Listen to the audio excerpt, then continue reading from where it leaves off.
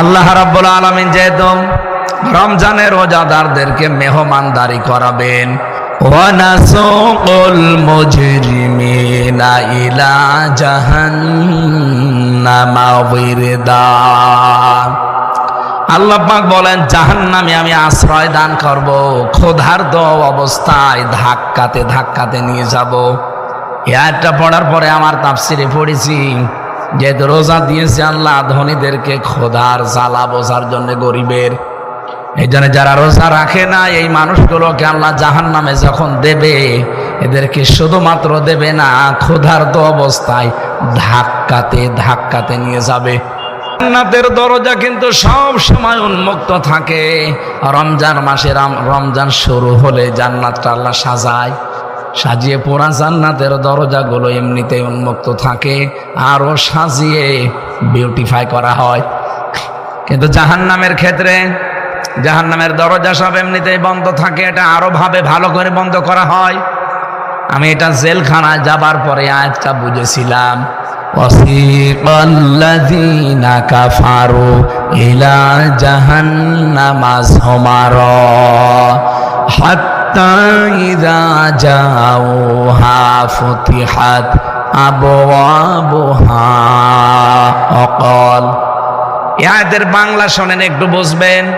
আল্লাহ বলেন যারা কাফের, কিয়ামতে তাদেরকে ফেরেশতারা ধাক্কা দিতে দিতে জাহান্নামে নিয়ে যাবে। জাহান্নামে যাবার পরে ফেরেশতা দারওয়ান যিনি আছে মালিক, উনি জাহান্নামের দরজা খুলে দেবে। তার মানে আয়াত থেকে বোঝা যায় জাহান্নামের দরজা খোলা না, বন্ধ। এটা 24 ঘন্টায় বন্ধ থাকে। যখন কেউ যায় তখন খুলে দেয়, এরপরে ওখানে প্রবেশ করলে আবার আটক করে দেয়। আপনি তামাম দুনিয়ার জেলখানার নিয়ম কিন্তু এইটাই। যখন জেলে মানুষ নিয়ে যাবেন, গেটে যাবার পরে তালা খুলে দেবে, ভেতরে ঢুকে আবার তালা লাগিয়ে দেবে।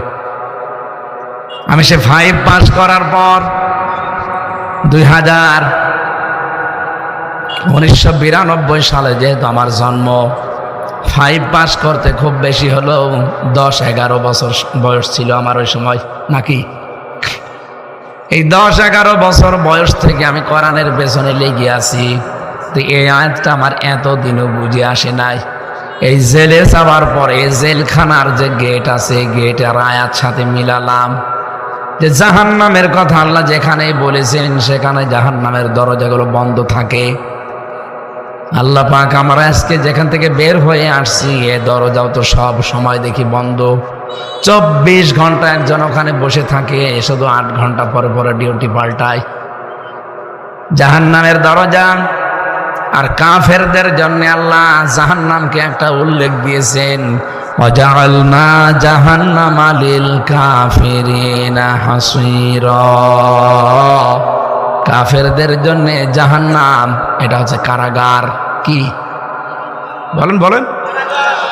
কারাগারের দরজা সব সময় বন্ধ, জাহান্নামের দরজাও সব সময়।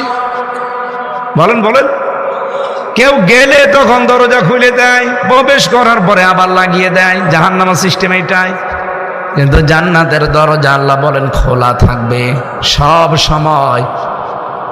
জান্নাতের কোন দরজা কোনো দিনের জন্য বন্ধ থাকে না।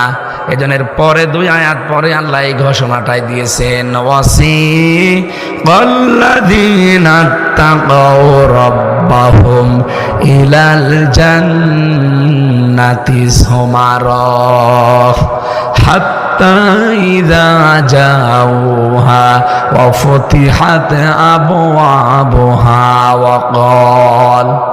আমি কিন্তু আগের আয়াত পড়ার সময় ওয়া ফুতিহাত বলি নাই, কারণ ওখানে ওয়া নেই। জাহান্নামের কথা বলতে গিয়ে আল্লাহ ওয়াটা লাগাননি, কিন্তু জান্নাতের কথা বলতে গিয়ে আল্লাহ ওয়া মাঝখানে দিয়েছেন। যারা তাকওয়া অবলম্বন করে জীবন চালাবে, আর রমজান এসেছে তাকওয়া দেওয়ার জন্যে। কথা বলেন না কেন? রমজান এসেছে আপনাকে খোদা ভীতি দেওয়ার জন্য, আল্লাহর ভয়।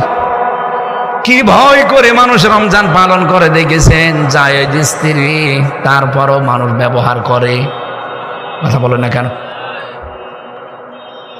খোদার যন্ত্রণায় আমার ফেটে যাচ্ছে কলিজা, অথচ খাবার রয়েছে, পানি আছে। মাগরিবের আগে মানুষ কেউ খেতে চায় না। এক মিনিট আগেও মানুষ খেতে চায় না যে আমার রোজা নষ্ট হয়ে যাবে। এই যে আল্লাহকে না দেখে যে ভয়টা আপনি পেয়েছেন, আল্লাহ এইটা নিয়ে ফেরেশতাদের সামনে আপনার নামে গর্ব করে। এই দেখ, তুই যে মারাতে নিষেধ করছিলি হামজাকে, দেখ তো আমাকে না দেখে কি সুন্দর বিধান পালন করছে। জায়েজ স্ত্রী ছিল, ব্যবহার করে নাই আমার ভয়ে। খাবার ছিল বৈধ, খাই নাই আমার ভয়ে, শুধু আমার নিষেধ।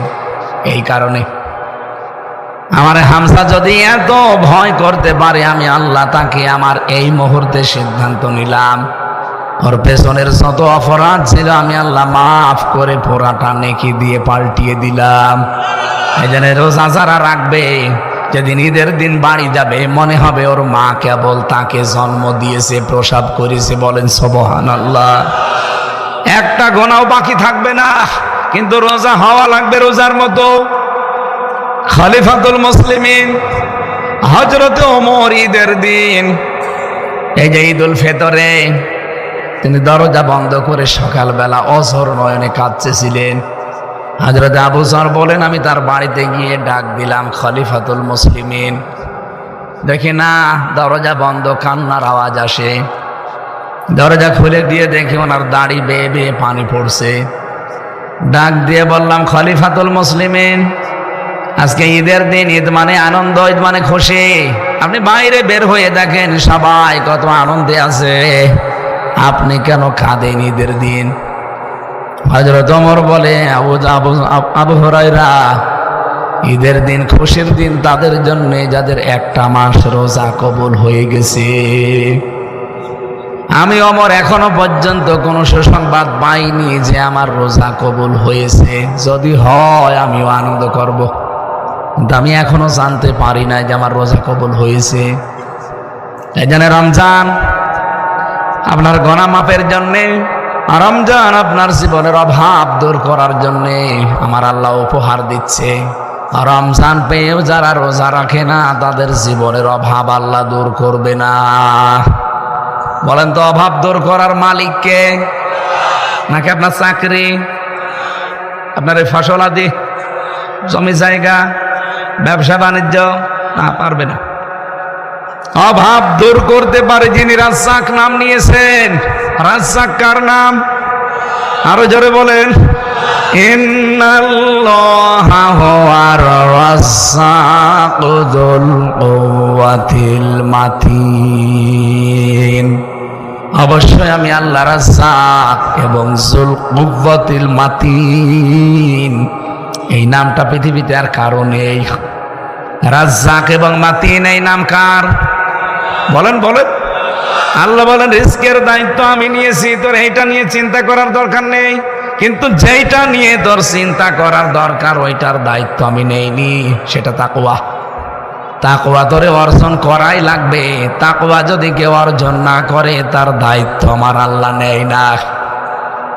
এই জন্য কোরআনে পড়েছি সূরা তালাকের ৩ নম্বর আয়াতে, ওয়ায়ারযুকুহু মিন হাইসু লা ইয়াহতাসিব ওয়া মান ইয়াতাওয়াক্কাল আলাল্লাহি ফাহুয়া হাসবুহ। রব্বুল আলামিন বলেন, এই পৃথিবীতে কেউ যদি আল্লাহকে ভয় করে, এমন জায়গা থেকে তার রিজকের ব্যবস্থা হয়ে যায়, তার বিপদ আপদ এমন জায়গা থেকে দূর হয়ে যায়, লোকটার চিন্তার ভেতরেও আসে না যে এখান থেকে আল্লাহর সাহায্য আসতে পারে। ব্যাখ্যায় একটা ঘটনা পড়েছি আমি। আল্লাহ পাক যে বলেন এমন জায়গা থেকে তার রিজকের ব্যবস্থা হয়, এই আয়াতের ব্যাখ্যায় একটা ঘটনা পড়েছি, শিক্ষার জন্য বলছি। আমাদের জীবনেও যদি তাকওয়ার এরকম লেভেলে পৌঁছিয়ে যেতে পারি, আমাদেরকেও আল্লাহ পাক এরকম কিছু দেবেন যার কোনো ধারণা আমাদের নেই। আমরা নাম শুনেছি আবু মুসা জঙ্গি রহমতুল্লাহ আলাই, যিনি আব্দুল কাদের জেলানী রহমতুল্লাহ আলাইহির বাবা ছিলেন। আমার মতো যুবক বয়সে তিনি যাচ্ছিলেন নদীর পাশ দিয়ে, পানির পিপাসায়, ক্ষুধার যন্ত্রণায় প্রায় সারা দিনের না খাওয়া শরীর। পানি খাওয়ার জন্য নদীতে নামলেন, হঠাৎ দেখে একটা আপেল ভেসে আসতেছে পানি দিয়ে। ক্ষুধার যন্ত্রণা সহ্য করতে না পেরে তিনি খেয়ে ফেললেন। চিন্তা করেন, আমি কার আপেল খেলাম? উনি ওনার মায়ের কাছ থেকে শুনেছিলেন যে কারো জিনিস না বলে খাওয়া, না বলে নেওয়া, এর নাম চুরি। এর নাম বলেন না কেন? কারো জিনিস না বলে খাওয়া, না বলে নেওয়া, এর নাম আরেকবার বলেন। আর আগস্টের 5 তারিখের পর থেকে যেটা আরম্ভ হয়েছে, যাওয়া ফল আমি খেয়ে ফেলেছি, দয়া করে আমারে মাফ করে দেন, এর দাবি আপনি আর রাখবেন না। মুরব্বী লোকটা বিচক্ষণ ছিলেন, তিনি আলেম ছিলেন, ডাক দিয়ে বললেন, বাবা আমি তোমারে মাফ করতে পারি, কিন্তু বাগানের আসল মালিক আমার মেয়ে। লোকটা চিন্তা করলেন, এরকম তাকওয়াবান, এরকম আল্লাহর ভয়ওয়ালা সন্তান আমার একটা দরকার। বাড়ির ভেতর থেকে ঘুরে আসলেন, বানিয়ে বানিয়ে বললেন, আমার মেয়ে বলেছে মাফ করে দেবে, কিন্তু আমার বাড়িতে 12 বছর কাজ করা লাগবে।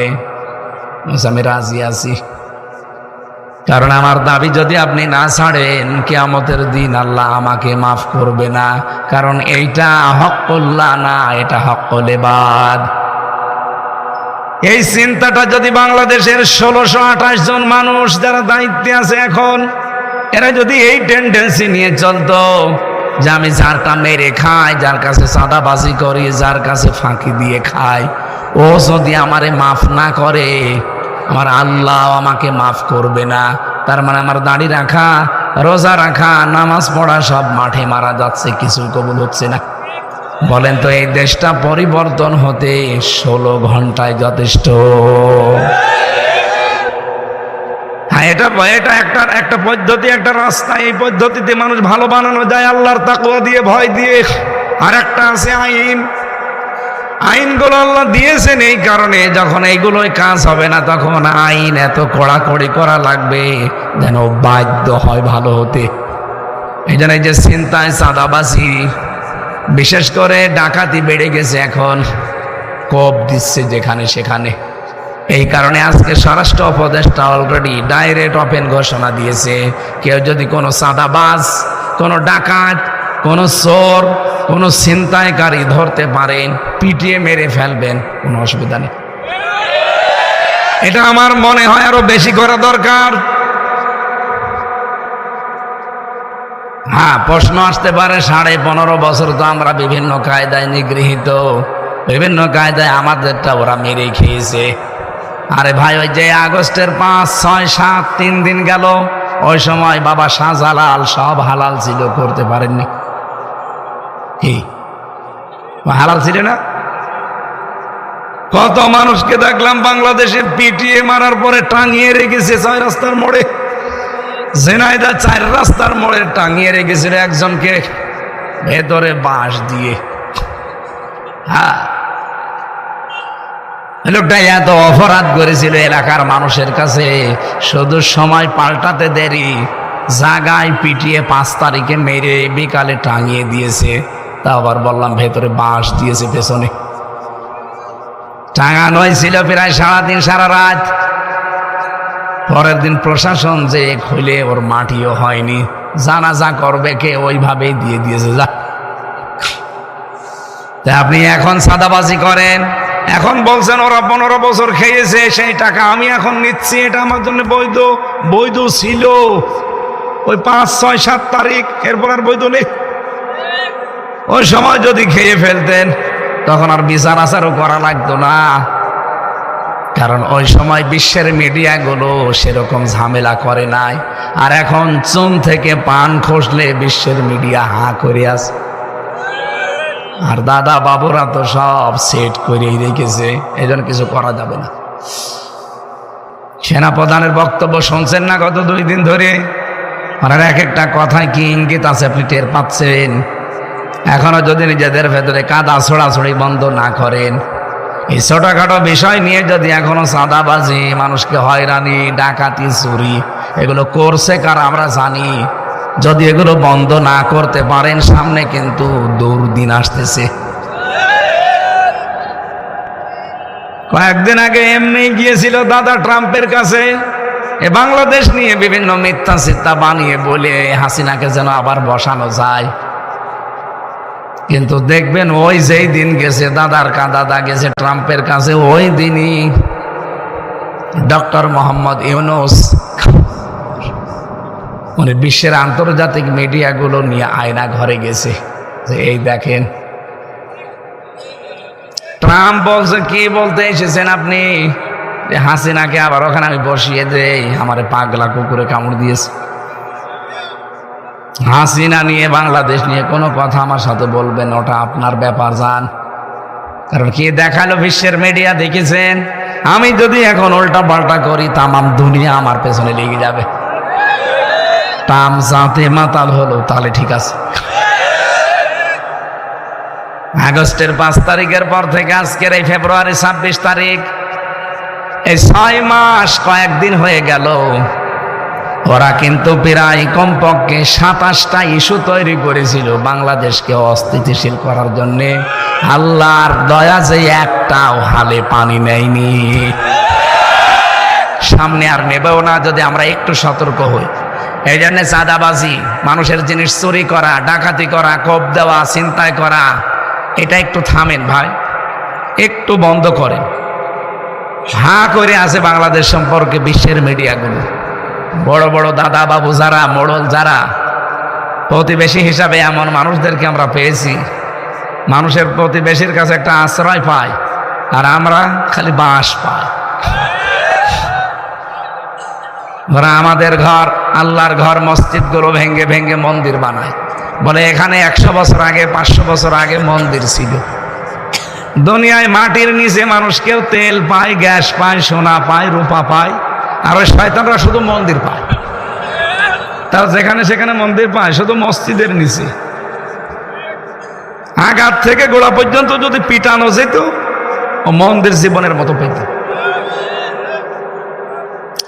আল্লাহর ঘরে হাত দিয়ে আপনাদের দাদারা, সে আব্রাহা, কাসফি মাকুল হয়ে গেছে, মাটির সাথে মিশে। কথা বলে না কেন? আপনারা আমাদের প্রতিবেশী, শক্ত কথা বলতে চান, আপনারা থামেন। আমরা হিন্দুদেরকেও ভালোবাসি, কিন্তু উগ্র যারা জঙ্গি হিন্দু তাদেরকে আমরা ভালোবাসি না।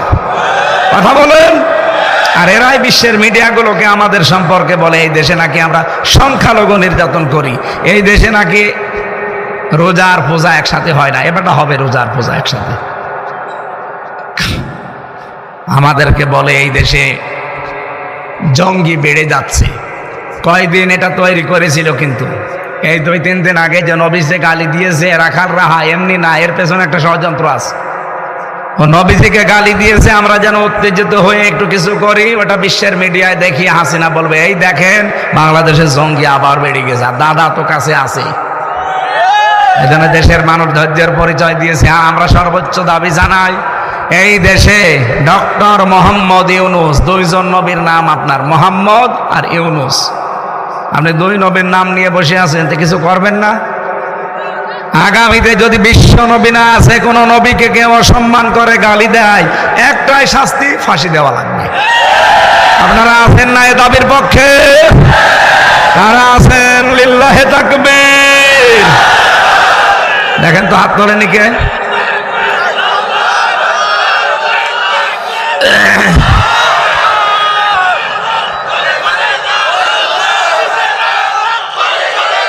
আলহামদুলিল্লাহ। লোকটা চিন্তা করছে আমার মেয়ের বয়স এখন মাত্র 6 বছর, 18 বছর বয়সে মেয়েটাকে বিয়ে দেব, কিন্তু এই ছেলেটাকে ধরে রাখতে হলে এখনো 12 বছর লাগবে। ঠিক আছে, আমি রাজি আছি, আপনি আমার দাবি না ছাড়লে আমার তো উপায় নেই। 12টা বছর কাজকর্ম করেছে, তার অ্যাক্টিভিটিস, তার চরিত্র কিন্তু মালিক দেখতেছে। 12 বছর পার হবার পরে বলে আমার ছাড় দেন, আমি বাড়ি যাব। বলে আমার মেয়ে এই কথা জানিয়েছে, মাপ তোমারে করে দেবে, কিন্তু আমার মেয়েকে বিয়ে করা লাগবে। কে বলেন? আমি বাড়ি আমার বহু দূরে, আমার মা বাবা এখানে নেই, আমি আন্দাজে বিয়ের কথা বলে না, মাপ পেতে চাইলে বিয়ে করাই লাগবে। আল্লাহর ভয়ে আল্লাহর এই বান্দা আবু মুসা জঙ্গি রহমতুল্লাহ আলাইহি অস্থির হয়ে পড়েছে। ঠিক আছে, আমি রাজি আছি, আপনি যদি আপনার দাবি না ছাড়েন আমার তো উপায় নেই। ডাক দিয়ে বলছে, বাবা তুমি যে বিয়ে করবা, আমার মেয়ে কিন্তু অন্ধ, বোবা, ন্যাংড়া। কি বলেন আপনি? এরকম মেয়ে আমার উপরে আপনি দিয়ে দেবেন? আপনার কি বিবেক আছে? মাপ পেতে চাইলে বিয়ে করা লাগবে। রাজি হয়ে গেছে। বিয়ে করার পরে বাসর রাতে গিয়ে তাড়াতাড়ি বের হয়ে চলে যাচ্ছে। স্ত্রী ডাক দিয়ে বলে, স্বামী যাবেন না, আমার বাবা আপনাকে যা বলেছে, 12 বছর আপনি আমার বাড়িতে কাজ করেছেন, কোনোদিন আমার চেহারা দেখেননি। কি পর্দায় ছিলেন তারা বলেন তো? নিজের বাড়ির কাজের লোক রাখালকে পর্যন্ত নিজের চেহারা 1-2 দিন না 12 বছরে তারা দেখতে দেয় না। আর আমাদের ড্রাইভারের সাথে বেরিয়ে চলে যায়। কুষ্টিয়াতে সেদিন এক লোক ভাড়া থাকে, গোশত বিক্রি করে খায়, তার নিজের বউ ছেলে মেয়ে আছে, ব্যবসার খাতিরে এখানে থাকে। যে বাড়িতে ভাড়া আছে ওই বাড়ির মালিকের বর সাথে কিভাবে যেন গোশত দেওয়া নেওয়া করে লাইন করিস করে ওই মালিকের কাছ থেকে যা পেয়েছে সব নিয়ে ওই গোশতওয়ালার সাথে বউটা চলে গেছে আল্লাহর রাস্তায়। একটা কথা হইল। ও পাবনাবাসী, আল্লাহর বান্দা শেষ পর্যন্ত দাঁড়িয়েছে। স্বামী আমার বাবা বলেছিল আমি অন্ধ, আসলে আমি এই চোখ দিয়ে প্রাপ্ত বয়স্ক হওয়ার পর থেকে কোনো পরপুরুষকে আমি দেখি নাই। মেয়েরা প্রাপ্ত বয়স্ক হয় তখন যখন তাদের শরীর খারাপ হয়, তার মানে হায়েজ আসে। এই জন্য মেয়েরা যদি হায়েজ আসার আগ পর্যন্ত নামাজ রোজা না করে গুনাহ হবে না, কিন্তু যেদিন হায়েজ শুরু হবে ওই দিন থেকেই তারপরে তার নামাজ আর রোজা মাস্ট বি ফরজ রাখাই লাগবে। আমি আশা করে বোঝাতে পেরেছি। সম্মানিত মা বোনেরা, আপনাদের রোজা এবং নামাজ ফরজ হওয়ার নির্ধারিত একটা সময় বললাম। এটা যদি 8 বছরে হয় 8 বছর থেকে, 10 বছরে হয় 10 বছর থেকে, যদি 15 বছরে হয় 15 বছর থেকে।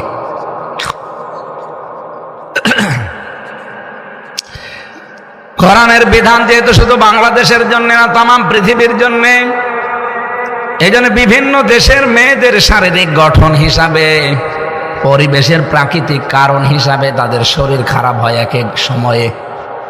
আপনি ইরানে যাবেন, তখন দেখবেন 15 বছরে না, ওদের শারীরিক গঠন হিসাবে 9-10 বছরে শুরু হয়ে যায় ওদের নামাজ। আমি এই প্রাপ্তবয়স্ক যেই দিন হয়েছি ওই দিন থেকে আজকের দিন পর্যন্ত আমার চোখ দিয়ে কোনো দিন আমি অবৈধ কোনো জিনিস দেখি নাই। তার মানে এর আগে পর্যন্ত হয় আমার পর্দাও ফরজ ছিল না, আর আমার চোখের পর্দাও ছিল না, যেন আমি বিভিন্ন জিনিস দেখতাম, কিন্তু এরপরে আমি আর দেখি নাই। আমার বাবা যে বলেছিল আমি বোবা, আমি এই জবান দিয়ে প্রাপ্তবয়স্ক হওয়ার পর থেকে আমি আর কোনোদিন গেবোধ করি নাই। আর মেয়েদের এখন গেবোধ সঙ্গের সাথী। এক জায়গায় বসলে শুধু ওরা গেবোধ করে।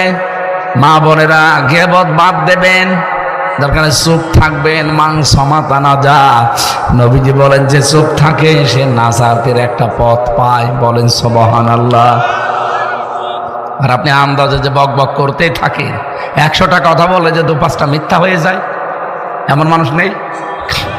4 দোকানে বেশিরভাগ যারা দেখবেন গল্প করে, 100টা কথা বললে আমার মনে হয় 98টা মিথ্যা কথা। কি গেজানো গেজায় দেখেছে, ওর মতো মানুষের দুনিয়ায় আর নেই।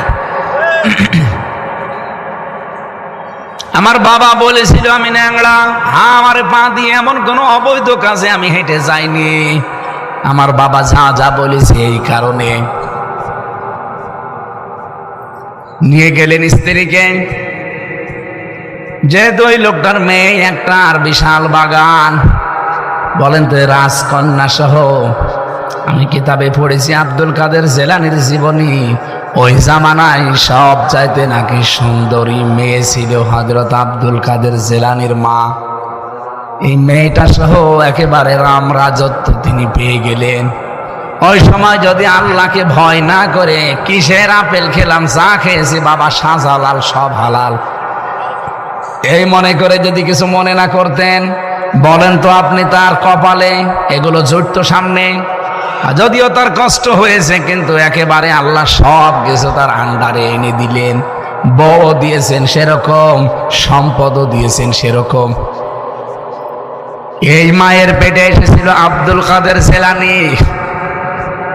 এই জন্য ছেলে মেয়ে ভালো এমনি হয় না, তাকওয়া অর্জন করা লাগে মা এবং বাবা দুইজনকেই। কি তাকওয়া অর্জন করেছিলেন আব্দুল কাদের জেলানীর মা বলেন তো? প্রাপ্তা বয়স্ক হওয়ার পর থেকে চোখ দিয়ে হারাম কোনো জিনিস দেখেননি, কান দিয়ে হারাম কোনো কথা শোনেননি, জবান দিয়ে কোনো হারাম কথা বলেননি, পা দিয়ে কোনো হারাম কাজে যাননি। এইরকম একটা মেয়ের পেটে এসেছে আব্দুল কাদের জেলানী। এরপরেও তিনি মাকে মাঝে মাঝে বলতেন, মা তুমি আমাকে পেটে নিয়ে কি কোনো হারাম কাজ করেছো? মা বলছে, কি বললে? বলতাম না, আমি যা পড়ি আমার একটাও মনে থাকতে চাই না, আমার মনে হয় তুমি আমাকে হারাম কাজ কোনো করিয়েছো পেটে নিয়ে। মা বলছে, বাবা আমার এরকম কোনো কথা মনে নেই, তবে পেটে নিয়ে আমি তো নানির বাড়িতে ছিলাম, উঠানের উপরে আষাঢ় ছিল নাড়ি দেওয়া, রোদে শুকাতে দিয়েছিল, আমি তোর আপন নানির এটা মনে করে খেয়ে ফেলছিলাম। আমার পেটে যখন তোর বয়স প্রায় 9 মাস, পরবর্তীতে শুনলাম যে ওটা তোর নানির না, পাশের বাড়ির একজন এটা শুকাতে দিয়েছে রোদে। ও বাবা আব্দুল কাদের, মানুষের সম্পদ আমি যেহেতু না বলে খেয়ে ফেলেছি, ওই প্রভাব মনে হয় তোর মেধার উপরে পড়েছে, এই কারণে তোর পড়া মনে থাকে না। সম্মানিত মা বোন কোথায় আছেন আপনারা আমি জানি না। চিন্তা করেন, এত পরহেজগার মহিলা, তার পেটে যদি এই সন্তান আসতে পারে, এটা মানুষের জিনিস না বলে খেয়েছিল, এ কারণে যদি মেধার উপরে প্রভাব পড়ে সন্তানের, আর এর কারণে যদি সন্তানের লেখাপড়া মনে না থাকে, আমাদেরকে যারা পেটে নেয় তারা কত কিছু না বলে খেয়ে হজম করে ফেলে। এমনি আসবে আপনার পেটে আব্দুল কাদের জেলানীর মতো সন্তান, পেট ঠিক করা লাগবে। মেয়েদের এই কয়েক ইঞ্চি পেট, এটা এত দামি জায়গা, এত দামি জায়গা। পৃথিবীতে আল্লাহর নবীকেও আল্লাহ কিন্তু এই কয়েক ইঞ্চি পেটের ভেতরে পাঠিয়েছেন। কত মানুষ আপনার পেটের দিকে, পিঠের দিকে নজর দেয়, সবার নজর ভালো। অনেকে বলে, হুজুর আমি ভালো নজরে তাকাই, এটা একটা টাটকা শয়তান।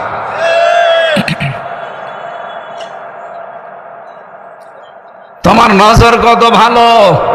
বিশ্ব নবী বাড়িতে এসে দেখলেন নিজের স্ত্রী হযরতে আয়েশা এবং তার বাবা আবু বকর সিদ্দিক দুইজন এক জায়গায় বসে গল্প করছে। নবীজি দূর থেকে অনেকক্ষণ পর্যন্ত দেখলেন দৃশ্য। কাছে যাওয়ার পরে বললেন, তোমরা দুইজন এক জায়গায় যখন বসে বাপ আর মেয়ে গল্প করছিলে, আমি নবী দেখতে পেলাম শয়তান তোমাদের মাঝে বসে ওয়াসওয়াসা দিচ্ছে। চিন্তায় আনতে পারেন, বাপ আর মেয়ে এমনিতেই তো এরকম কথা চিন্তাও করা যায় না, তারপরও তারা জান্নাতি মানুষ।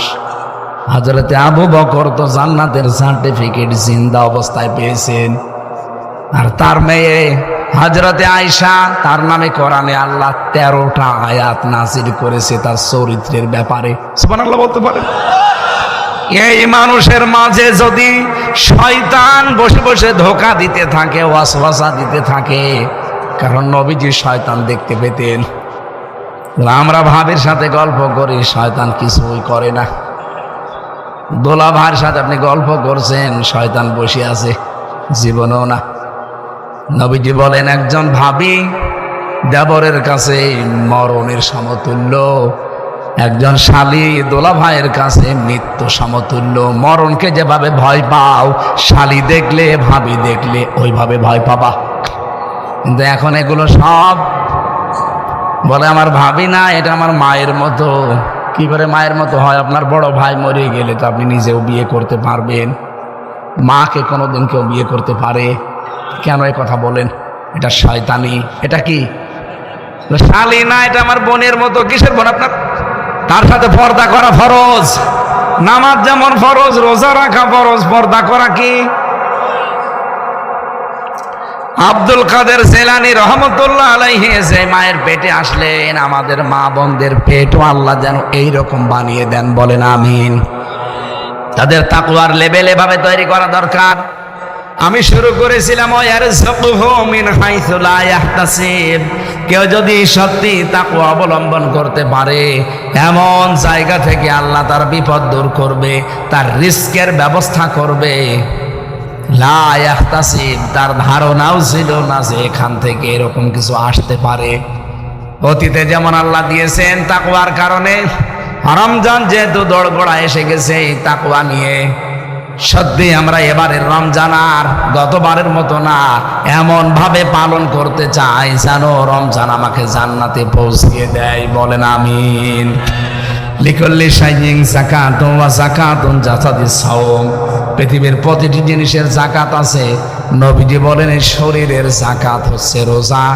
আমি আবার বলছি, ওই যে অটোভেস, এইদিকে তাকান, এই যে অটোভেস নামে যে বিজ্ঞানী আবিষ্কার করলেন এই কোষগুলো, আপনার ভেতরেও কিন্তু এখন ক্যান্সারের জার্ম আছে, টিউমার আছে। এগুলো হয়তো ফুটে ওঠে না, তাই হঠাৎ ফুটে উঠলে যে আমার একটা উঠেছে, এটা জেলখানায় থাকতে শুরু হয়েছে, এখনো শেষ হয়নি। এই টিউমার প্রায় লোকের শরীরে জানা অজানা আছে, হয়তো কারোটা ফুটে ওঠে, কারো ওঠে না। এই জন্য বেশি খাবার খাওয়ার দ্বারা এই কোষগুলো যাদের বেশি বেশি বৃদ্ধি হয়েছে, 1 মাস রোজা রাখলে আমার আল্লাহ এই যে ক্যান্সার এবং টিউমারের যে কোষগুলো, সবগুলো থেকে আমার আল্লাহ আমাদের মুক্ত করে দেবেন। এই জন্য দুনিয়ায় সুস্থ থাকতে চাইলে রোজা রাখা দরকার। যারা বলেন আমার গ্যাস, এজন্য রাখতে পারি না, আপনি ভণ্ডামি করছেন। রোজা রাখলে গ্যাস আরো ভালো হবে না। ডায়াবেটিস, রোজা রাখতে পারি না, কে বলেছে আপনাকে? রোজা রাখলে ডায়াবেটিসও কন্ট্রোলে থাকবে। একটা মাস আল্লাহ রোজা খেলা করার জন্য দেয়নি, ভণ্ডামি করার জন্য দেয়নি, দিয়েছে অনেকগুলো উদ্দেশ্য নিয়ে। আল্লাহ উদ্দেশ্যগুলো পালন করার তৌফিক আমাদের দান করেন, বলেন আমিন। যেহেতু শরীরেরও যাকাত আছে, যাকাতটা রমজানে দেবেন। আর যাদের যাকাত ফরজ আছে অন্যান্য মালের, রমজানে দেবেন, 70 গুণ সওয়াব পাবেন। এখন রাত 1টা বাজে, 1:35। আমি মেয়েদের ওপরে জেলখানায় বই লিখেছি, মেয়েদের দাম্পত্য জীবনের সমস্যা কি এবং তার সমাধান কি। কারণ অধিকাংশ মানুষ জেল খাটতেছে মেয়েদের কারণে। ওই গাড়িতে আছে মেয়ের জন্যে বা বর জন্যে নিয়ে যাবে। আর মেয়েরা যদি এসে থাকেন, আপনার ছেলেকে নাতিকে পাঠিয়ে দেন, ওখানে ছেলেদেরও একটা আছে দাম্পত্য জীবনের সমস্যা এবং সমাধান নিয়ে। টাকা পয়সা যদি নিয়ে আসেন মাহফিলের জন্য, তাহলে দিয়ে যাবেন, বাড়ি নিয়ে যেন না, বিপদে পড়ে যাবেন। নামাজ পড়া যাবে কিনা? না, যাবে না। মেয়েদের ঈদের নামাজের বিধান কি? নামাজ পড়তে পারবে যদি ওই ব্যবস্থা করে দিতে পারেন। জমার খুতবা কয়টা? 2টা। ইমামের কোরআন তেলাওয়াত শুদ্ধ না, তার পেছনে নামাজ হবে কিনা? না, নামাজ হবে না। ইমাম জানে তার তেলাওয়াত শুদ্ধ না, তাহলে মাসলা কি? ওরে বারবার 3বার তাকিদ দেবেন, এরপরও যদি শুদ্ধ না করে ওর পেছনে নামাজ পড়া জায়েজ নেই। কিছু টাকা পাওয়া গিয়েছে প্রমাণ সহ, মালিক যেন নিয়ে যায়। হ্যাঁ, এখানে পাওয়া গেছে টাকা। রব্বানা আতিনা ফিদ দুনিয়া হাসানা ওয়া ফিল আখিরাতি হাসানা ওয়া কিনা আযাবান নার। রব্বুল আলামিন, চম্পা বেল, তুমি মাদ্রাসার দিকে তাকাও, হাজার হাজার বান্দা বান্দিরা, 2টা বেজে যাচ্ছে। এত রাত পর্যন্ত দুনিয়ার কোনো মানুষের কথা শোনার জন্য আমরা জেগে থাকি না। কোরআনে কারীম থেকেই তাকওয়ার উপরে যতটুকু শুনেছি, আমাদের জীবনেও তুমি তাকওয়া পয়দা করে দাও। রমজান যে সেই তাকওয়ার জন্যে, আল্লাহ তুমি তাকওয়া আমাদেরকে ভরপুর তৈরি করো। সভাপতি আলহাজ রফিকুল আজিজ কবুল করে নাও। আলহাজ কে এম আনোয়ারুল ইসলাম সাবেক সংসদ সদস্য, তোমার বান্দাকে মঞ্জুর করো। যত অতিথি এখানে এসেছে, আল্লাহ মনের ভেতরে যার যে কামনা বাসনা আছে, আমাদের চায়ের আশাগুলো পূরণ করে দাও। জালেমের জেলখানায় 3টা বছর আমি অসুস্থ হয়ে গেছি, আল্লাহ আমাকে মেহেরবানি করে আগের অবস্থায় ফিরিয়ে দাও। ডায়াবেটিস আমার অনেক বেশি হয়ে গেছে, এই রমজানের ওসিলায় ডায়াবেটিস থেকে আমার চিরমুক্তি দিয়ে দাও। আমরা যারা অসুস্থ আছি এখানে,